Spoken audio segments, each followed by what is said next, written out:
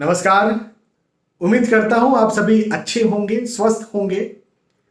मित्रों, इस सीरीज में मैं आपको यह बताने का प्रयास कर रहा हूं कि यदि कहीं महंगे रत्न नहीं खरीदे जा सकते हो, यदि कहीं महंगे रत्नों को खरीदने की अनिच्छा हो, तो उसका सब्स्टिट्यूट, उसका विकल्प क्या हो सकता है? क्या कोई विकल्प है भी या फिर नहीं? हालांकि ये तीसरा सीरीज है इस विषय पर। पहले भी मैंने 2 सीरीज पूरे बनाए हैं, जिसमें मैंने एक सीरीज में तो यह बताया है कि यदि महंगे रत्न नहीं खरीदे जा सकते हैं तो उसकी जगह पर धातुएं पहनी जा सकती हैं। सारे अलग अलग ग्रहों के बारे में, अलग अलग धातुओं के बारे में मैंने विस्तार से समझाया है, कौन सा ग्रह किस धातु को बिलोंग करता है।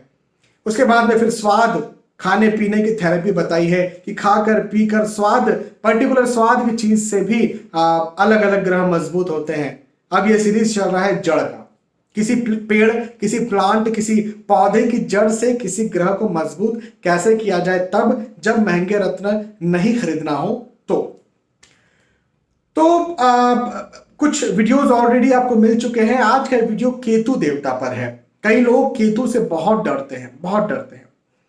निसंदेह बड़े बड़े एस्ट्रोलॉजर्स भी जो हैं, उन्हें भी केतु भ्रम में डाल देते हैं कि किस प्रकार से एनालिसिस किया जाए।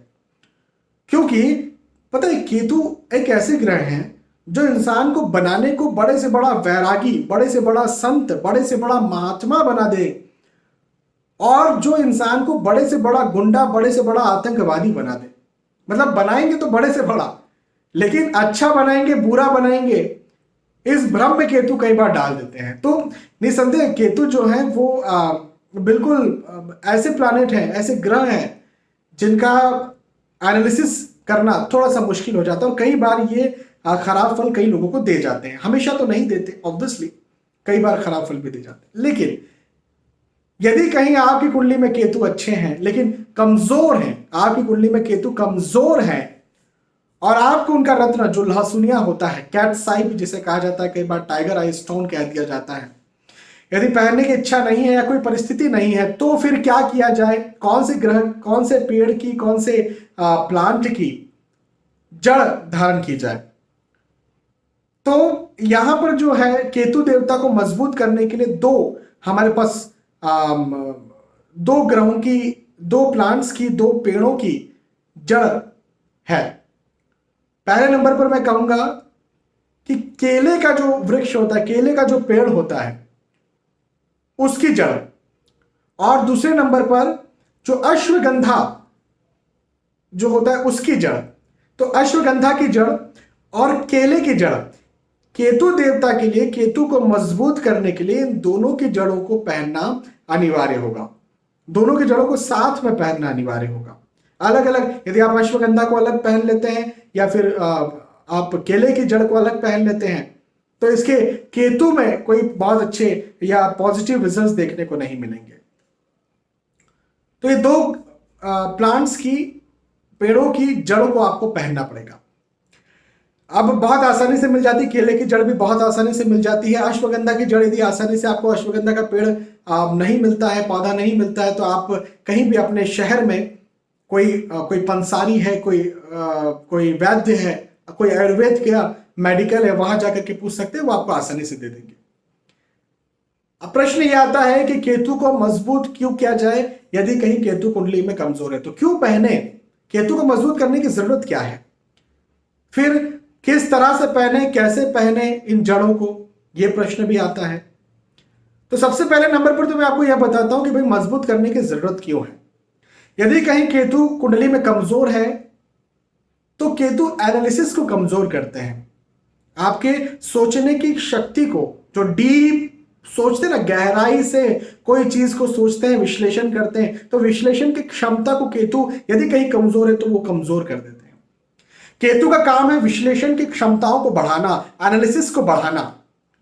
और जब आप एक अच्छा एनालिसिस करते हैं, अच्छा विश्लेषण करते हैं, तो जीवन के क्षेत्रों में आप सफल होते हैं। चाहे कोई सा भी क्षेत्र हो, आप चाहे पढ़ाई कर रहे हो, आप चाहे नौकरी कर रहे हो, किसी प्रोजेक्ट पे काम कर रहे हो, आप चाहे लीडरशिप कर रहे हो, चाहे बिजनेस कर रहे हो, चाहे आप गृहिणी हो, जो भी क्षेत्र, जिस भी जगह पर आप काम कर रहे हैं, यदि उस क्षेत्र में आपका सही एनालिसिस है, डीप एनालिसिस है, सही विश्लेषण है, तो आप उस काम को बहुत अच्छी तरह से कर पाएंगे और निसंदेह फिर आपकी वाहवाही भी होगी, आपकी तारीफें भी होंगी, आपकी सफलता भी होगी। तो इसलिए केतु देवता यदि कहीं कुंडली में कमजोर है तो उनको मजबूत करना बहुत जरूरी है।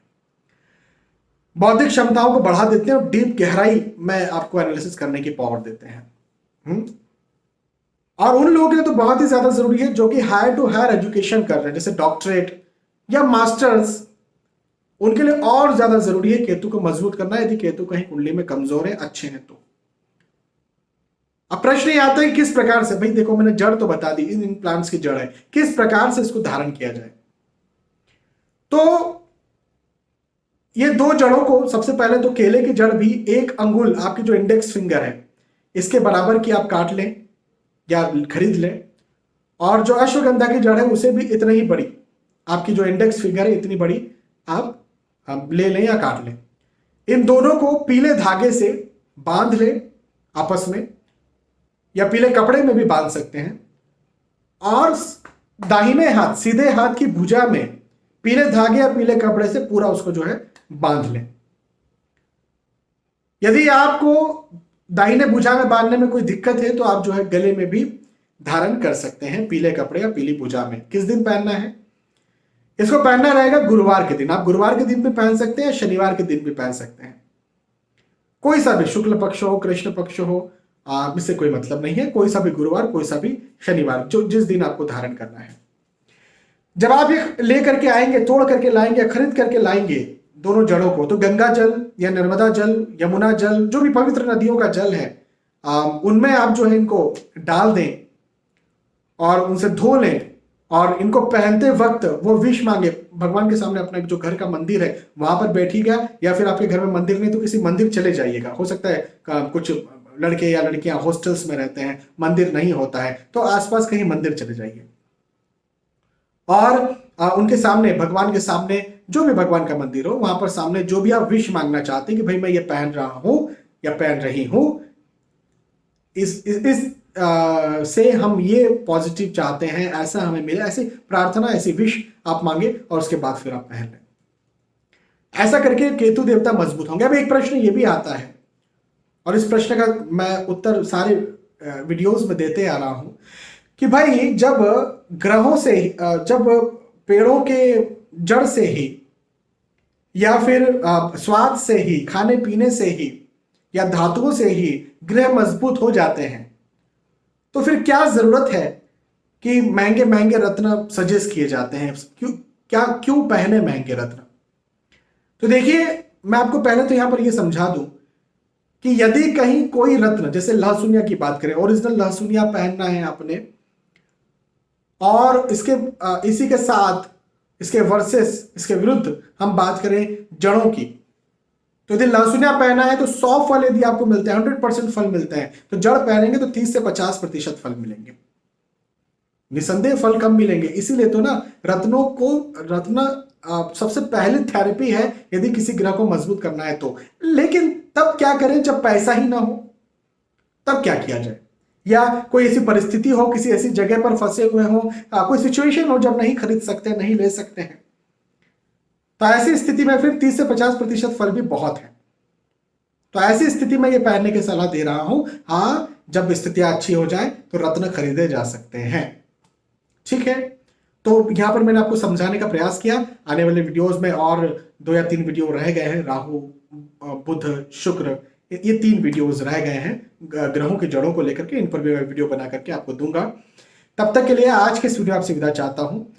आने वाले वीडियोस में फिर मिलेंगे। यदि आपको वीडियो पसंद आते हैं तो लाइक किया कीजिए, शेयर भी किया कीजिए, ताकि मुझे लगे कि मैं वीडियो बना रहा हूं, आपके लिए बना रहा हूं और आपको पसंद आ रहे हैं। बहुत बहुत धन्यवाद आपका। आने वाले वीडियोस में, आने वाले एपिसोड से फिर मिलते हैं। तब तक के लिए नमस्कार।